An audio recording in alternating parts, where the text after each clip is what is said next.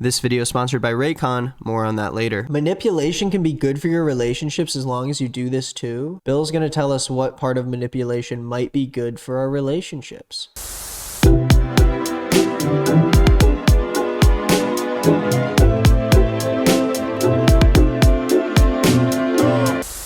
I found an article that's 150 cute names to call your girlfriend when you get to the nickname stage. Now, I think the nickname stage in relationships is kind of faded out of obscurity, you know? People aren't as keen on using nicknames as they used to be back in the day. Me being one of them. I'm not a big nickname guy, you know? But this was November wait, this was today. Okay, this was updated the day that we're reading this, I guess. 150 cute names to call your girlfriend while you get to the nickname stage. And they'll kind of give you an explanation, you know? Nicknames are something that pertains to you as a couple only. Sometimes they are inside jokes or cute names to call your girlfriend that you just start using, they stick around. I think it works when it's a natural thing, maybe. But I don't know if you should rip from the list of 150 cute names. They can make your partner feel good and special. It's a special thing that you have as a couple. Nicknames are something that can make you feel loved. All right, okay, man. Get with the, let's begin the article. I know with me and my boyfriend, he loves to call me sweet nicknames. They make me smile. It's really trying to fill the word requirement for the article. They make me smile and feel warm and fuzzy on the inside every time he uses them. Calling someone a cute nickname shows some... Okay, man, I get it. Can we just start the article already? Calling someone a cute nickname shows someone that you care about them. More than anything, make her feel special with the perfect nickname. Choose one that, dude, I know what a nickname is. Choose one that really suits what she means to you and reflects the love you have for one another. Doing so shows her that you took the time to find a nickname that resonates the most to her. So this is like a big deal, guys. Finding a nickname is like finding your lightsaber from Star Wars. I don't know. I would never watch one of those movies. I'm not a fucking dork. But you have to take the time to make sure you craft the perfect nickname. It has to be unique, it has to be loving, and it has to do something with a relationship. So let's see what kind of nicknames are on this list that would pertain to a specific relationship and help you brainstorm what could really make a perfect nickname for your partner. Wait, they have a video for it? Hey guys, nicknames are cute and all, but is there a perfect nickname for your girlfriend? And the answer is yes. That is if you can match it to her personality and something that describes her very well. But that's up to you to decide. Hoodie. Her nickname shall be Hoodie. Yeah, that's great. That's really awesome. The nicknames for girlfriends that are popular. Angel Eyes, Apple Pie, Babe, Baby, Baby Girl, Babylicious, Beautiful, Beauty, Bella, Blossom, Blueberry, Boo. What's going on? He just jumped right into it. This isn't even the same list as the one they gave us here. It starts with beautiful. It's not. Is it alphabetical on this list? Boss, Brown Sugar, Bubbles, Bunny, Buttercup, Butterfly, Butterscotch, Captain, Carrot. Captain? Aye, aye, Captain. My brown sugar. Huh? Number 1, beautiful. See, this one is very specific to a relationship. You have to really understand that you are with someone who is beautiful inside and out. And if you're not, then you shouldn't use this name. What do you think it says for brown sugar? Is it even in the list they gave us? Or is this list different than the one French? Hebrew? Sexy nicknames to call your girlfriend. This is what I'm talking about. Number 126, Bootylicious. A sexy nickname for a woman who has a great butt. Yeah. What about sex goddess? Listen, if the nickname ends up being longer than their name, then maybe Bootylicious or sex goddess. Oh no. Oh no. No. No. Dude, what the fuck? Sex? You don't even want to say it. It's wrong. Sexy girl is number 129. We're going to skip 128. A nickname for a hot, voluptuous, and sensual woman. What do we think the next one's going to be, guys? 130. What could it be? It could be anything. Think it starts with sex again? You'd be right. Sexy devil, the nickname for an attractive woman. See, this one's very specific. So you don't want to use sexy devil because it's a very specific circumstance that you would use it in, okay? We're getting to the point where these nicknames become too nuanced and you have to make sure that you're only using them if you are the correct person to use them. Number 131, sexy eyes. And woman who has very attractive eyes. Temptress. These aren't nicknames. Do they know what a nickname is? This is a superhero name. Tigress. Legs. Imagine just boiling down your girlfriend's, like, her entire person into just legs. Yo, legs. Sex bomb. That's dangerous. That's like a domestic terrorist name. I'm gonna drop the sex bomb. Relax, dude. Ladybird. Ladybird is a nickname for a very dainty woman. Spicy. Someone that spices up your life. Cowgirl. Dude, you can't make the nickname just a sex position that you do. Like, you can't do that. You have to say that around other people. Isn't that the point? Don't say it around other people. Enchantress. A woman who puts you under their spell. Yeah, you don't want to use this unless you're actually dating someone who does put you under spells. Salty. A nickname for someone who's a bit aggressive. Huh? Weirdo. When she acts a little strange, a little off the rocker. A little quirky. Queen Kong. A woman who is very hairy. So this one doesn't seem like one that you should probably use. You know, I feel like this isn't a cute nickname for a girlfriend. Lovey. For a woman with you are deeply in love. I mean, that makes sense. I'm so fucking tired. Ugh.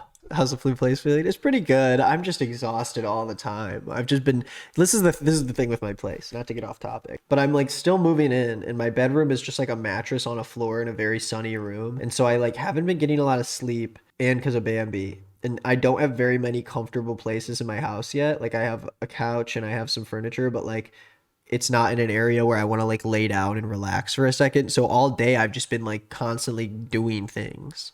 And I'm just so tired. All the time. Catwoman. What? Gangsta Baby? A nickname for a crude girlfriend? Oh, what about Schmoopy? Wait, Emily Frankos has a writing fan club? Oh, this feels too weird.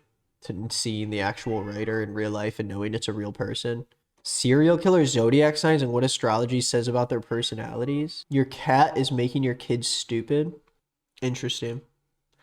Pretty interesting. Guys, the holidays can be the most stressful time of the year for a lot of people. Traveling home, having to spend time around family. You're going to need some time for yourself, which is why I want to talk about today's sponsor, Raycon, because they can help with just that. Raycon offers wireless earbuds, headphones, and speakers that give you premium sound at half the price of other premium audio brands. And it's the perfect gift. Who doesn't need a pair of wireless headphones to commute to work or a speaker to play at all the parties that you're going to be throwing during the holidays? I personally like how sleek the design of Raycon's everyday earbuds are. You just pop the little case open and you take your two little headphones out and put them in your ears. And look, you can't even tell as I walk to work and they never fall out of your ears. But these bad boys are sitting right here. Lucky for us, over the next month, Raycon will have a countdown to Christmas where every single day there will be a new pop-up flash deal on their website for you to take advantage of. The Raycon website also offers free returns, free shipping, and a 30-day happiness guarantee so you can make sure that you're happy with the product. You can find Raycons in stores now like Walmart or Kohl's, but the best deal you are going to find for your earbuds today is by going to buyraycon.com/notnick and using code HOLIDAY at checkout to get 15% off your order across the entire website. And make sure you continue to check for those daily pop-up deals so you can make sure to get the best deal you can. Thank you to Raycon for sponsoring this video. Let's get back to the fun.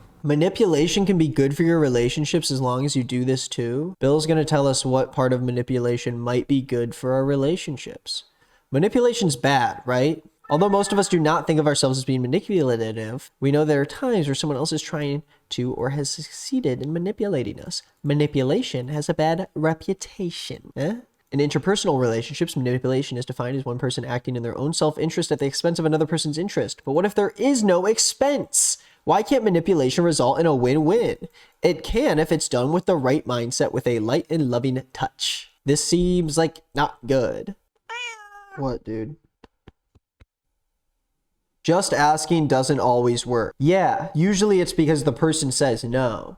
And then you usually want to call it a day after that. You want to say, okay, they said no, let's call it here. If only we could always get what we want by just asking. In a relationally perfect world, asking for what we want would be met with agreement and collaboration.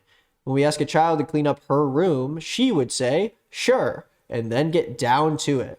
When we ask a spouse for loving attention and making love, We'd be greeted by the joy of pleasing our mate. Oh, this is a dark thing to get into. This is weird. Very weird. Who doesn't threaten their children with discipline if parental demands are not needed? Do you stonewall your mate when you are angry? What? Dude, you can't quote someone named Michelle Wiener Davis. She chose to hyphenate her name with Wiener. She chose to do that. That's her fault that she chose to keep the word wiener in her name. And she's writing about sex-starved marriages. You know why your marriage is sex-starved? Because you kept the name Wiener in your name. You couldn't have just been Michelle Davis. You needed to be Michelle Wiener Davis. It's almost better as just Michelle Wiener, but Wiener Davis?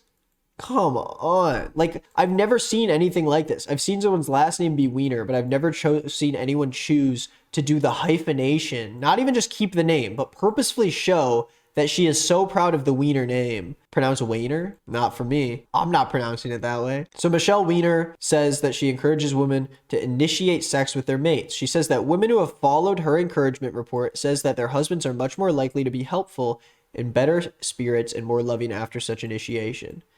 I don't like this idea that like we should try to initiate sex with our partners because it will allow our partners to be this or that. You shouldn't have to do something for your partner to be more helpful or in better spirits or more loving. Like, that's what a relationship is. That's what it's all about, is the fact that despite outstanding things, you're still going to be as loving as you can with this person because you love them. Benjamin Franklin is said to be a fucking racist asshole. Benjamin Franklin sucks and he can eat my ass. And he's said to have visited an adversary at his home, admiring his library and asking to borrow a book in the hopes that the person would be more likely to provide a necessary vote. So he asked to borrow a book so he could get fucked vote-wise. That's not manipulation, though. Asking someone for a book. Children and spouses have this in common. Maybe don't write that in an article about sex. Children are not particularly good listeners. Just like women, am I right, guys? Especially when there's something that they want from you. When they ask for something, if you start with the word no, what they hear next is like a Charlie Brown teacher. Wah, wah, wah, wah, wah. Getting and keeping the attention of a child who is asking for something usually will require the first word to be yes. Yes, you can go to the mall after you've cleaned up your room, rather than no, not until your room is clean. Likewise, women often make a similar complaint about their husbands. He doesn't listen to me, or he's not really paying attention. If it's not exactly what he wants at this moment in time, there's less than a 50% chance he will remember or respond to what I'm asking. But that's what love is that he makes an effort to care. Not that if he's not interested at this moment in time, you're not going to get him to listen to you. Then he's a piece of shit, and you shouldn't be dating him if he doesn't give a shit about what you're thinking about, unless he wants something out of it. So how do successfully married women get what they want from their husbands? I once made an unusual suggestion to a female client with a neglectful husband. While she was watching TV on a Friday night with a newspaper or cell phone on his lap, I said to her, go upstairs and get nicely dressed with some makeup and this is, just so you guys know, for context, this is a man who is writing this. Bill Mullaney. No way, man. No fucking way this guy is the one who wrote this. This is crazy. What is an LMFT? A licensed marriage and family therapist? No. And then there's a licensed mental health counselor. Hell no. You're not my therapist, Bill. Oh, he specializes in ADHD. Never mind. This is so funny. I gotta finish this article. So he told his female client, go upstairs and get nicely dressed with some makeup and maybe a pair of heels and tell your husband I'm going out. If he looks up with a degree of surprise and asks, where are you going? Tell him to the movies. This is like, it is manipulation though. This part actually specifically is because you're trying to make your partner think you're cheating on them in order to make them pay attention to you, which is like fucked up. Like, that's not cool. I knew that she knows her husband better than anybody. We did a little problem solving about how he might respond to that. With a therapist who has a little sense of humor and willingness to be a little bit provocative, unusual strategy. This is not a good therapist. This is not a good therapist at all. This is a fucked up therapist. You and the therapist can come up with a strategy that you're willing to try that you think will make some kind of impression on your husband. This is not a little sense of humor. You're just being like a weirdo.